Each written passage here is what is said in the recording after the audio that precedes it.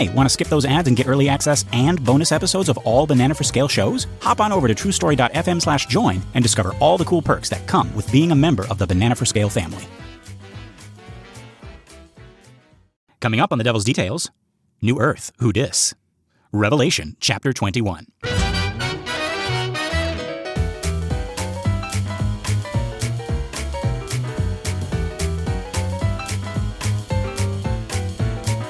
Do you think the New Earth is going to have French bread pizza? Oh, the New Earth is going to have everything. Okay, good. Mm-hmm. All right, that's as long as we got the French bread pizza, I'm good.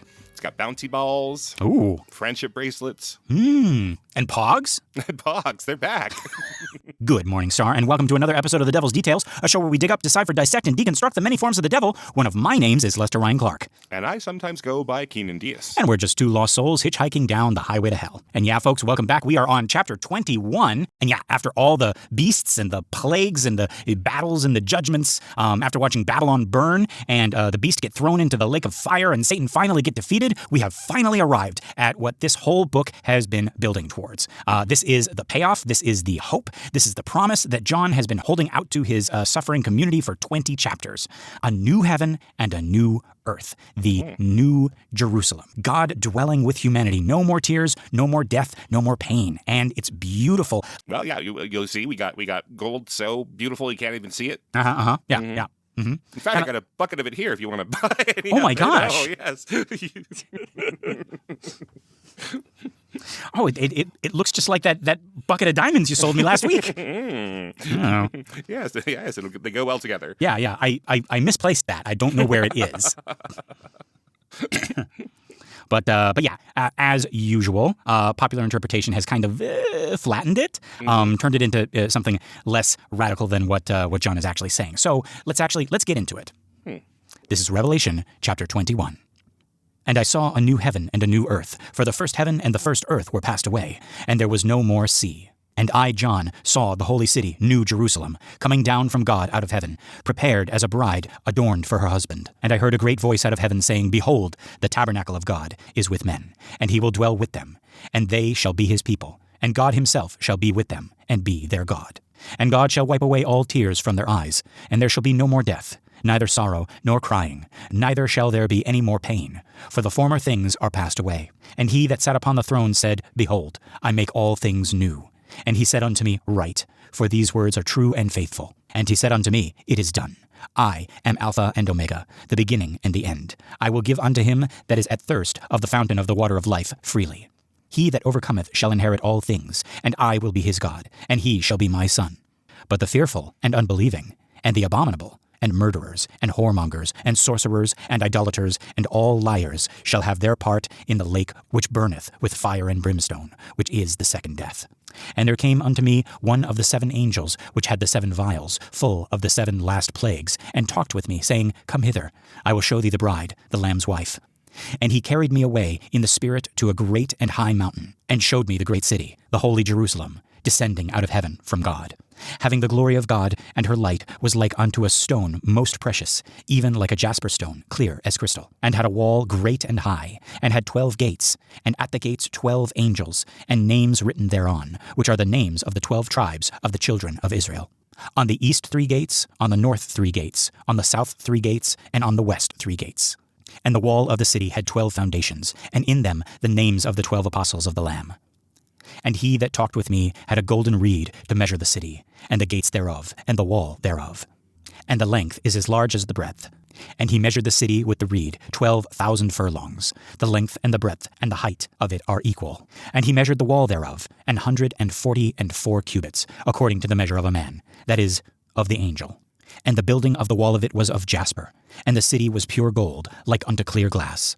And the foundations of the wall of the city were garnished with all manner of precious stones. The first foundation was jasper, the second sapphire, the third a chalcedony, the fourth an emerald, the fifth a sardonyx, the sixth a sardius, the seventh a chrysolite, the eighth beryl, the ninth a topaz, the 10th a chrysoprasus, the 11th a jacinth, the 12th an amethyst.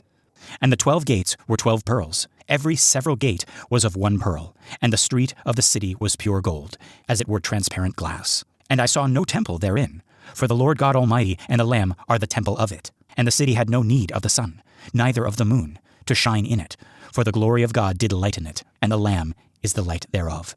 And the nations of them which are saved shall walk in the light of it, and the kings of the earth do bring their glory and honor into it. And the gates of it shall not be shut at all by day, for there shall be no night here. And they shall bring the glory and honor of the nations into it. And there shall in no wise enter into it anything that defileth, neither whatsoever worketh abomination or maketh a lie, but they which are written in the Lamb's book of life. Mm-hmm. Okay. Can you picture it? Yeah. Mm-hmm. I can't see the gold. Because it is as of glass. Yes. Had to do some quick pronunciation checks on some of those gems. Oh, you did marvelous. Whew. But yeah, so yeah, lots of gems up there. Yeah, so in popular end times reading, chapter 21 is what happens after all the bad stuff, after the tribulation, after the millennium, after the final judgment. We finally get to heaven, and the New Jerusalem is basically heaven.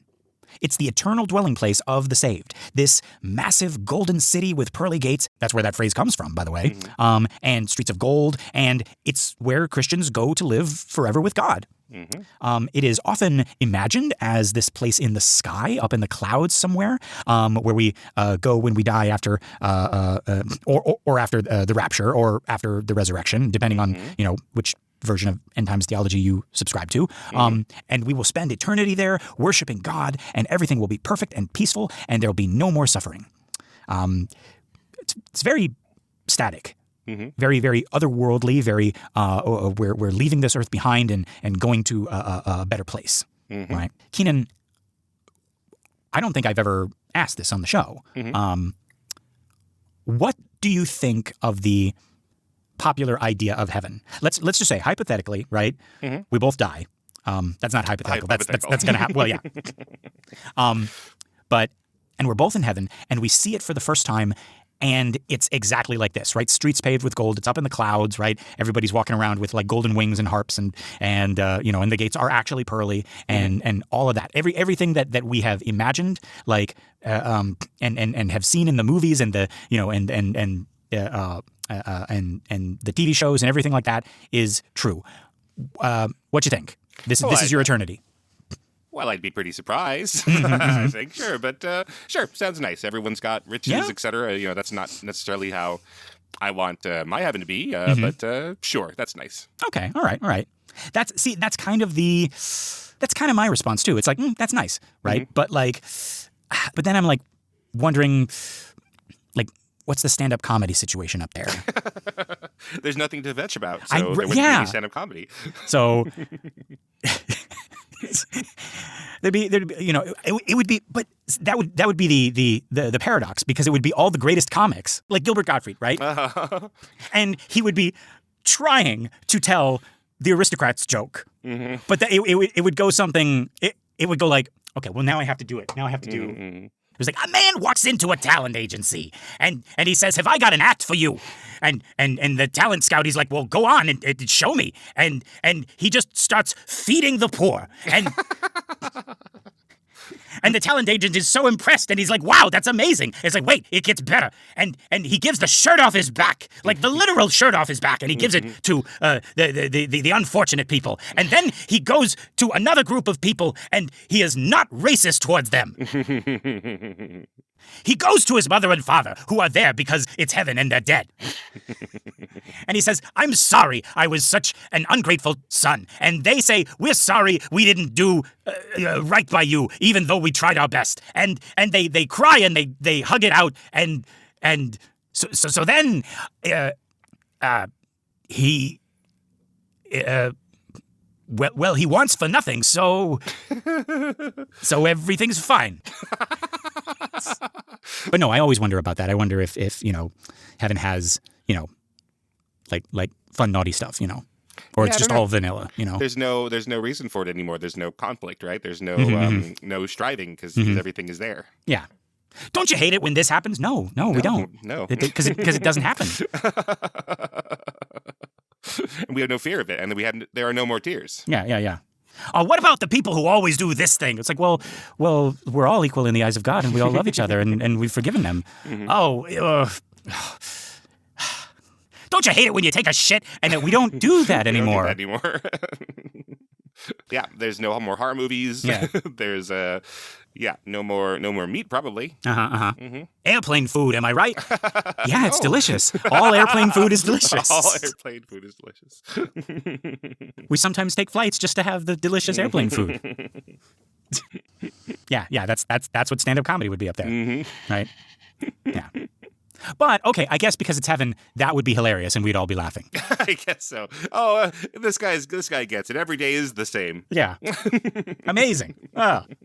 Now I understand why Don Rickles was so famous down on Earth. If he's telling wholesome jokes like this. Yeah. Anyway.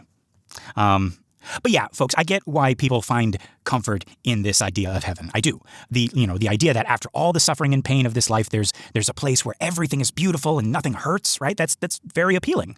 But I actually don't think John is saying that. Okay. Yeah.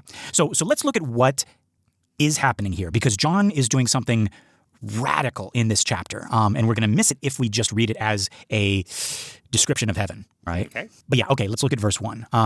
And I saw a new heaven and a new earth, for the first heaven and the first earth were passed away, and there was no more sea. So a new heaven and a new earth, right? So not we're going to heaven, and not we're leaving earth behind.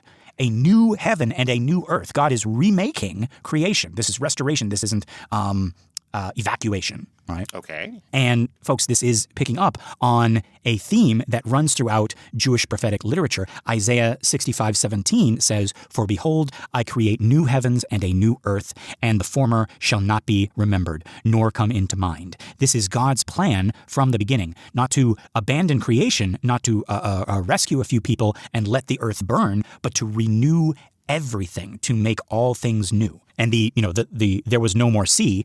So in ancient Jewish cosmology, the sea represented chaos, danger, the untamed forces that threaten God's ordered creation. Remember, the beast came out of the sea back in chapter 13. No more sea means no more chaos, no more threat, no more other beasts.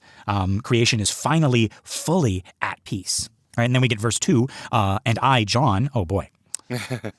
And I, John, saw the holy city, New Jerusalem, coming down from God out of heaven, prepared as a bride adorned for her husband. So this is key. New Jerusalem is coming down from heaven to earth. Not us going up to heaven, but heaven coming down to earth. God is bringing his dwelling place to us, the renewed earth. Right? And it's described as a bride. Remember back in chapter 19, we had the marriage of the Lamb. This is the bride. The New Jerusalem is the people of God, the faithful community, the church, all dressed up and beautiful and ready for union with God. And then we got verse 3, and I heard a great voice out of heaven saying, "Behold, the tabernacle of God is with men, and he will dwell with them, and they shall be his people, and God himself shall be with them and be their God." So the tabernacle of God with men. God is dwelling with humanity, not humanity going to be with God somewhere else, but God coming to be with us on the new earth. And this is the fulfillment of the entire biblical story, right? In Genesis, God walked with humanity in the garden. Then sin entered and humanity was exiled. The whole rest of the Bible is God working to restore that relationship, to dwell with his people again.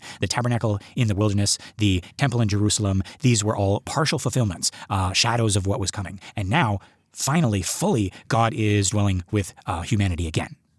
Yeah, that sounds a lot like Milton with Eden, being this project to make Earth worthy of God, and then once that all gets destroyed, he's eventually trying to get back to that. Right. Yeah, and the idea in Milton where their task was to expand the garden, right, and cover the whole Earth. Right. Yeah. That also fits with the Jewish idea of the Messiah was going to come and basically recreate Eden, right? There was no talk of like heaven up in the sky. There was like, no, we're gonna have Eden again, right? Yeah. And God shall wipe away all tears from their eyes, and there shall be no more death, right? So no more death, no more pain, no more crying. God himself wipes away the tears. It's very personal. It's very tender. This isn't, God the watchmaker, right? Or God the kind of a distant, all-powerful being who doesn't know you, right? This is God intimately present with his people, comforting them, healing them. frankly, not even God as like king, like distant king, and Right. you're a serf, in fiefdom of a kingdom far away. Yeah. So even more than that, like maybe not God the Father, but God the Abba, right? Like that more intimate, endearing like term for father, right? Yeah. And yeah, John's community hearing this, right? They're being persecuted. They are watching their friends and family get executed. They're in pain. They're crying. They're surrounded by death. And John is saying, this is not forever. This is not the end of the story. God is going to wipe away every tear. So that's why it was relevant to them at that time, right? And he that sat upon the throne said, behold, I make all things new, right? I make all things new, not I make all new things, right? He isn't scrapping creation and starting over. He is renewing where what already exists. He is restoring, redeeming, and healing, right? And this is the only time in Revelation that God speaks directly. Everything else has been mediated through angels or visions or symbols, but here God himself speaks. He says, I make all things new. And he said unto me, write, for these words are true and faithful. So write it down. Make sure people know this is true. This is faithful. This is the promise, right? And then he says, it is done. I am the Alpha and Omega, the beginning and the end, right? Right? It's finished. The whole plan, the whole project of redemption and restoration is complete. And the water of life is offered freely, not like, oh, if you say the right prayer or if you believe the right things, right? If you're part of the right group, it's given freely to anyone who's thirsty, anyone who wants it, right? That has always resonated with me. Not this particular passage, but there is a passage, I believe it is in Luke, where Jesus says, those who say to me, Lord, Lord, but do not follow my teachings will not get into the kingdom, and those who do not say to me, Lord, Lord, but do follow my teachings will get into the kingdom. Basically, I think what that means is you don't have to believe. You just have to be a good person. Am I like? Does that sound like what it means to you? I don't. Well, I don't. Just basically, you seem to really like that. Yeah, but I mean, just from what I probably misquoted. No, I know the passage you mean. I don't know. I think you still have to believe in Jesus at the very least. I think that's a low bar. I think. I don't think he's asking the world, is he? Well, what if you're a different religion though? Then why do you want to go to Christ heaven? Or if you're not a Christian, why don't you because find your own? In this hypothetical, we find out, this is the one. And well, I guess then you would believe then by you're fine, I suppose. Yeah. yeah. You have to be a real grade A-hole to still not be believing. Jesus is standing right there in front of you, and you're just like, nope. You're an undigested bit of beef. Yeah. No, I'm actually bread. And then Scrooge does the finger guns. He's like, ah. And Jesus is like, all right, get in here. Yeah. Anyway. But then he talks about like the fearful, the unbelieving, right? The abominable, the murderers, the whoremongers, the sorcerers, the idolaters, all the liars shall have their part in the lake which burneth with fire, right? So this is John's final warning, right? New Jerusalem is for those who overcome, who stayed faithful, who don't worship the beast, but those who did worship the beast, who participated in empire's violence, who chose lies over truth, they get the second death. Right? Yeah, I mean, so these two last chapters are wrapping up and saying all the nice things, but he does take the time to remind you that there's fire and brimstone down there. And the second death. Yeah. Yes. So it's mostly very, very nice and comforting, but there still is a second death for y'all. Yeah. And it's just sort of reversed from some of the other chapters, which are like all brimstone, all destruction, with a little bit of hope. These two are reversed. That was mostly dark chocolate with a little bit of peanut butter, and it's swapped. Right? Yeah. And notice who's on the list, right? The fearful, the ones who were too scared to resist, the ones who went along with empire because they were afraid of what would happen if they didn't, right? That's a hard pill to swallow, right? Fear is listed right alongside murder and idolatry, right? Because I can't, what did Luke say? It's not that I hate the empire. No, wait. Which Luke? That's exactly, no. No, the chosen one. No, but I said the exact wrong thing. It's not that I like the empire, I hate it, right? But he's not gonna. He's got that moisture farming, right? But you know what? If he had stayed, and did that moisture farming, into the Sarlacc pit he goes. Yeah, well, he'd be worshiping the Empire in the long run. Yeah. Right. Yeah. See, so you don't do that. Yeah. But yeah, then we get this really, really detailed description of the New Jerusalem. An angel takes him to a mountain and shows him the city, right, descending out of heaven from God, having the glory of God, and her light was like unto a stone most precious. The city is glowing with God's glory. It's more beautiful than anything in the old creation. And yeah, we get all these like measurements and descriptions, right? 12 gates with the names of the 12 tribes of Israel, 12 foundations with the names of the 12 apostles, walls of jasper, streets of gold, foundations decorated with every kind of precious stone. And all these 12s, right? Like, the number of God's people, the 12 tribes, the apostles, right? Old Testament and New Testament, Jews and Gentiles, everyone is included in this city, right? And the I city, think it's also trying to paint the magical 12 number in the apostles and the tribes as being ordained, like the Old Testament and the New Testament together. I don't know. There were probably 12 apostles, right? But now, putting them together and it all forms this wonderful Rubik's Cube that is the city, 12 apostles and 12 tribes. It couldn't be coincidence. right? So this is the final draft, and being like, see, I meant this the whole time, Yeah. And the city is a cube. Right? Yeah. The length and the breadth and the height of it are equal, right? So 12,000 furlongs on each side. And you know what else in the Bible is a cube? The Holy of Holies in the temple, the most sacred space, the dwelling space of God. Oh, I do not know this, actually. Yeah, like the tabernacle, the ark, right? Yeah. So that is a cube as well. Right? I did not know that. Okay. Yeah, so the New Jerusalem is the temple, right? The whole city is the Holy of Holies, right? The whole city is sacred space where God dwells, right?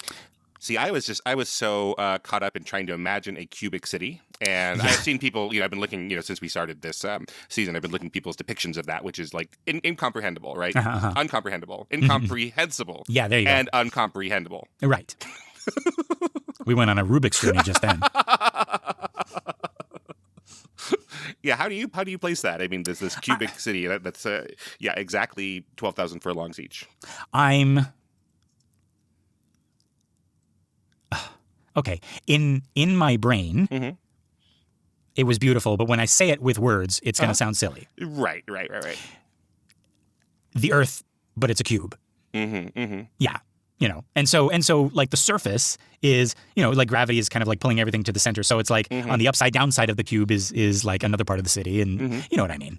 Yeah, anything we could say to describe it makes it less cool than it is. Yeah, right? yeah. Absolutely, I understand that completely. But so one face of it would be from something like Boston to Oklahoma City is what I saw, 1,500 miles. So that's one dimension of it. Yeah, and then just do that times 6. 6? 6. and that's when oh geez. Oh, what's his freaking name? In Big Trouble. Big Trouble? Big Trouble in Little China. Oh, like James Hong? No, the other guy, the white guy. Kurt Russell, yeah. Okay. And that's when Kurt Russell he's driving in the Pork Chop Express, and we pan back and we see that tarp and it's uncovered and it's the Beast and the false prophet and Grok, and they're all there. Yeah, sequels. Big Trouble in the New Jerusalem. Yeah, exactly. All right.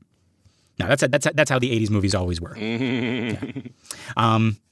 But no, I like that idea, right? There's no temple in the city because there doesn't need to be one, right? Because the city is the temple, right? Like just being with God is the temple. Like the temple, that's interesting. It's kind of like the temples we've had are to us right now like extremely holy places and for veneration and to inspire awe. But that's only because they are like a representation or a reminder of the presence of God. And then so when God is down here, it's like you could look at these man-made temples and be like, oh, that's like the small version of what we were like actually like looking forward to. But then also, this generation that John's writing to, this generation of Jews and early Christians, understands that the old temple, the old Holy of Holies, can be destroyed relatively easily. Like they're living with that trauma within a couple generations. Right. Yeah. Or even less than that. Yeah. They are. So this one is bigger. Like you couldn't possibly destroy it. Yeah, because it's like not even like the size, but it's just like it is the city. Right. Right? Yeah. And the city had no need of the sun or the moon, right? So no sun, no moon, right? God himself is the light, right? And yeah, the gates are never shut, right? The city isn't a fortress. It's not keeping people out. It's open. It's welcoming, right? Well, then why'd you build the gates, Scott? How many gates were there? 12 pearly gates. No, but that's beautiful. That's nice. Yes. No, it is, I mean, it because is. I don't know if they could imagine a great city without gates. That's like imagining a house without doors. Right. It's like, but you need doors. It's like, but you wouldn't. You wouldn't, right? Yeah. See, there we are. That's like a nightclub without a stand-up comic. But why would we make jokes? Everything is hilarious and wonderful all the time. It's like a teacher's lounge without any Tums. You can't even imagine a world. How would I would okay. I think my first week in heaven, I would be freaking out, and there would be like special angels assigned to me. They'd be like, no, you don't have acid reflux anymore. And I'd just be have all the Tums in the world. I'd just be in the corner, but no. I would need like calming down first, because I'd be like I was like, but there's always Tums and there's no Tums, and then no, shh, it's okay. Like no acid reflux. It's like yeah, they're like, you can stop wishing for Tums. You can stop wishing for all the Tums in the world. You don't see, need and them. then I would get arguey with the angels. It's Right. like, I'd be like, wait a minute, this is heaven. I can have whatever I want, right? And they'd be like, yes. And it's like, so I want my Tums. And they'd be like, okay, hang on. Like, because there's two of them. Because I need two of them.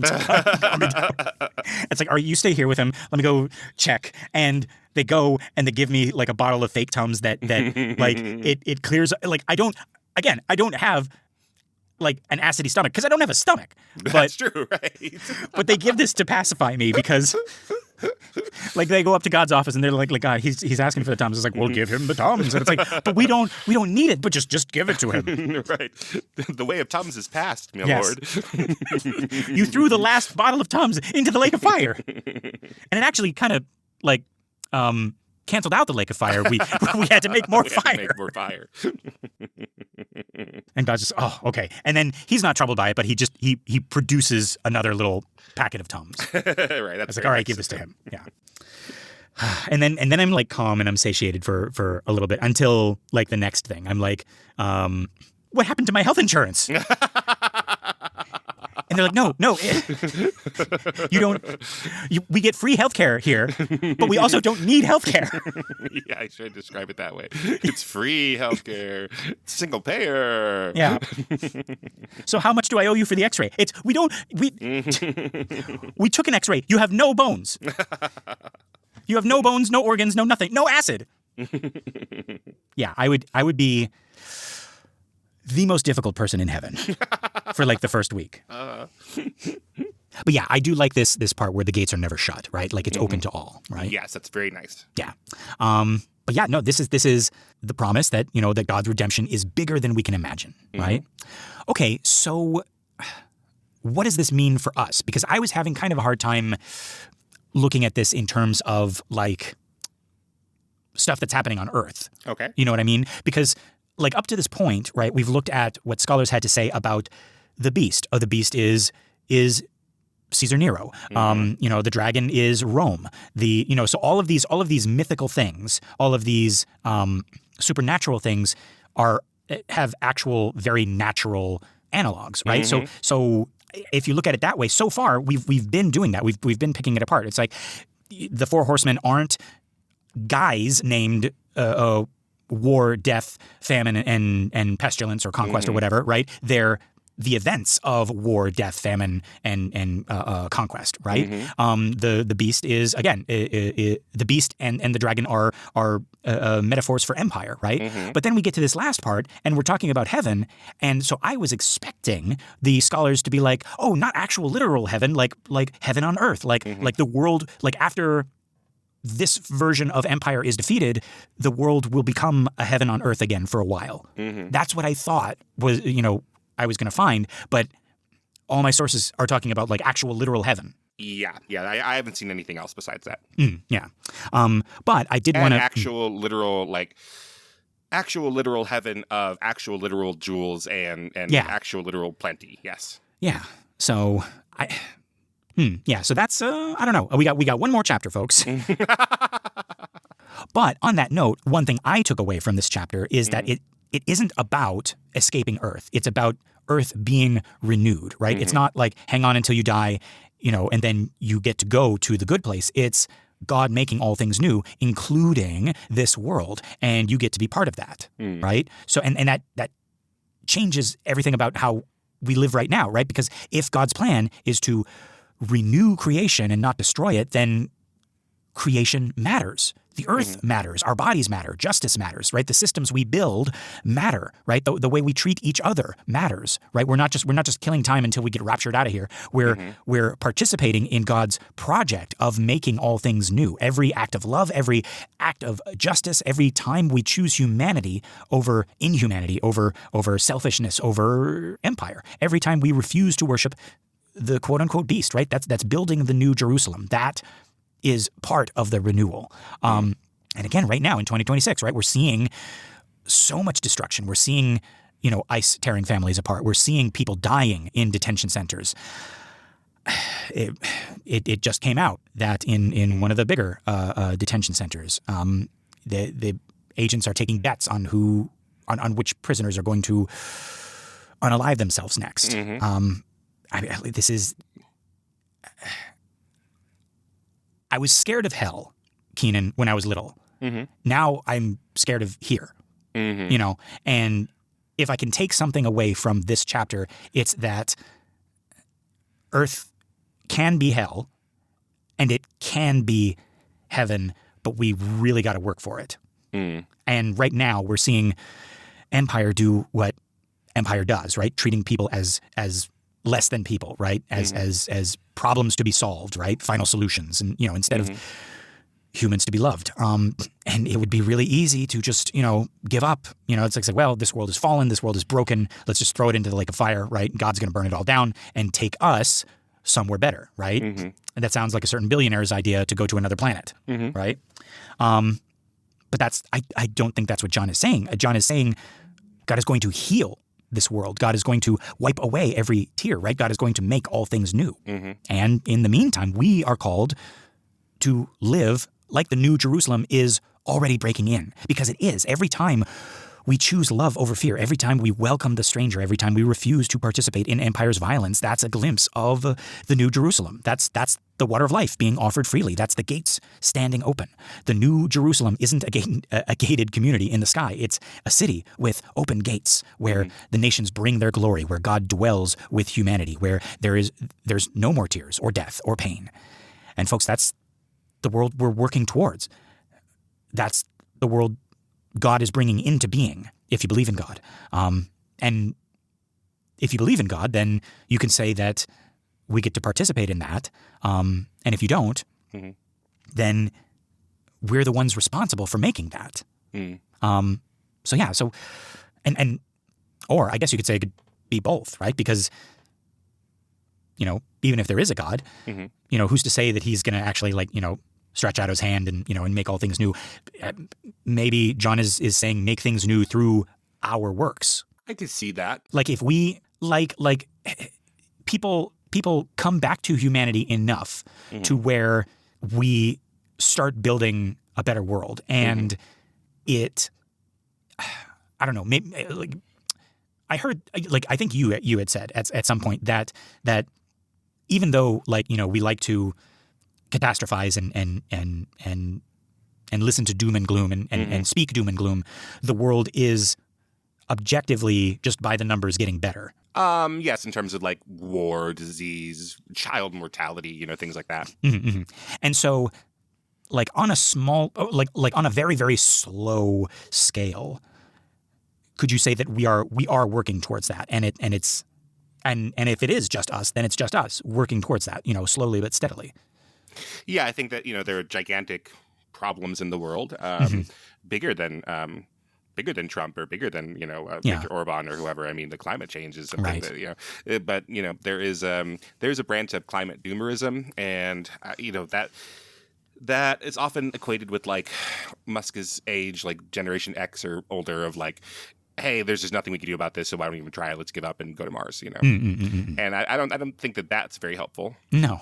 And it's not true either. I mean, so the science. I don't think that's even possible. Like as advanced as we are, like that's not possible. Oh, you and I aren't going to Mars in our lifetime. Yeah. So maybe your grandchildren might go to Mars, but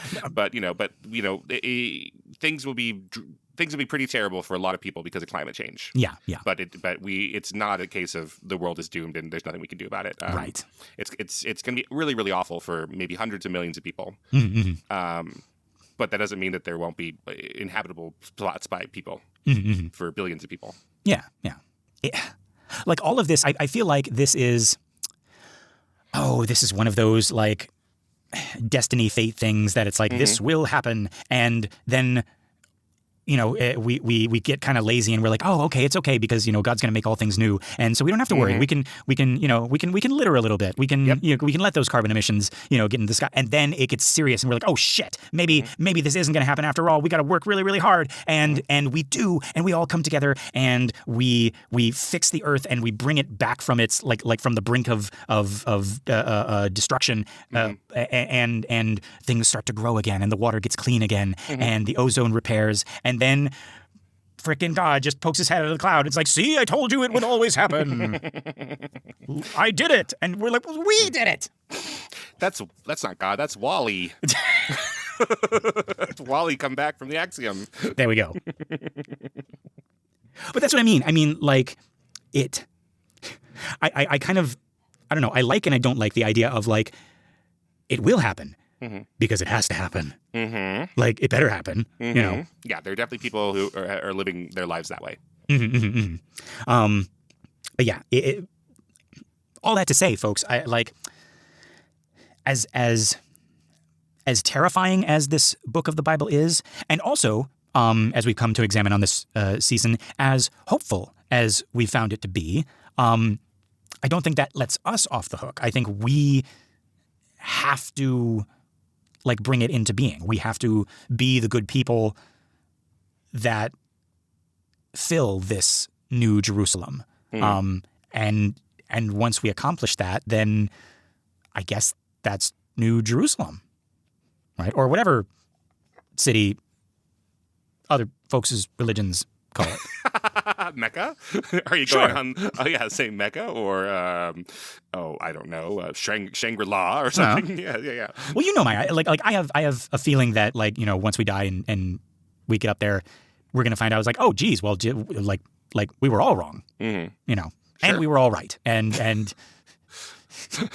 God, he, she, they, them will put a hand on our shoulders, all of our shoulders at once somehow, and they'll be like, yes, you are. You're all right. You're all right. Let's stop talking about this. Yes. And then we're like, but God, what about? And it's like, no more questions. Yeah, who was the most right? Yeah. And then I'm like, but, and then he hands me some Tums, and I'm happy. All right. Well, let's see if any of that happens in the last chapter of Revelation. Yeah. What are your predictions for the last chapter of Revelation, Keenan? I like how it ends. Okay. Yeah. And I'll talk about that next week. I bet the final word on all of this is going to be amen. Well, maybe. Maybe you'll have to see. Yep. And listeners, don't you look ahead, because that's cheating, which is a sin. Don't read your Bible. Yeah. No. But no, I this has definitely been a journey. Yeah. And yeah, folks, don't give up. Don't let fear drive you to worship the beast. Don't let the suffering of this moment convince you that destruction is inevitable. Yeah. I think it's up to us, right? Like, God is making all things new, all things, right? Including this broken world, including these broken systems, right? Including us. And the New Jerusalem is coming down from heaven to earth, and it's not up there waiting for us. It's coming here to us. So let's live like it. Let's be the people with open gates, who offer the water of life freely, who reflect the glory of God, who refuse to defile the city with lies or violence or fear, right? Because, as John says, it is done, right? The victory is already won. Death is already defeated, and God himself is wiping away every tear. So hold on, because I think that heaven on earth is possible. Mm-hmm. But yeah, that said, what did we think of this chapter? Yes, I love trying to wrap my head around this New Jerusalem. Couldn't help but trying to find symbols in these different types of gems, etc. I know, but really, you're meant to just sort of take it all in and go like transparent gold. It's impossible. It's beautiful. Yep. The amount of knowledge I have of gems that comes from Steven Universe is vastly larger than the rest of that pie chart. That's right. Yeah. Oh, amethyst. Oh, I know that one. Yeah. I think if you smash some of the gems together, you get new characters. Is that how that works? Right? My lord, we gave him the Tums and he's happy now. Well, what is he doing now? I was like, well, he's at the pearly gates and he's removing all of our precious gems, my lord.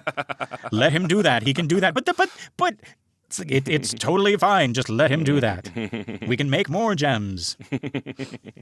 Yeah. Anyway, I go to the Bank of Heaven and I'm like, I want to cash these in, and they're like, you don't need to. You don't need money. And then I put my hands on my hips and I'm like, well, then why am I in a bank? And the angel behind the counter is like, touche. But yeah, folks, this has been another episode of The Devil's Details. I've been Lester Ryan Clark. You can summon me on all the socials as Lester Ryan Clark. And I've been Keenan Diaz, and you can invoke me on Instagram and Letterboxd as Howdy Keenan. Yeah, find more of our shows and other really cool podcasts at truestory.fm, or you can drop us a message at Banana for Scale Mail, that's MAIL, @gmail.com. We got our Facebook listener group, Banana for Scale. It's a community for all of our shows, including this one. It's a private group, but just request to join and we'll let you into the Infernal family. If you want more, consider joining us at truestory.fm/join and look for Banana for Scale. That's us. You get bonus episodes of all our shows, access to our Discord, and you get your episodes a week early and ad-free. Pretty cool. Just $5. Wouldst thou like to live deliciously? We're not even asking for your souls. Just give us a 5 pentagram rating on iTunes or Spotify or wherever you listen to our show. That and sharing the show by word of mouth or on social media is going to help our little podcast grow and find more cool people like you. All right, folks. Until next time, love and hisses. Mwah.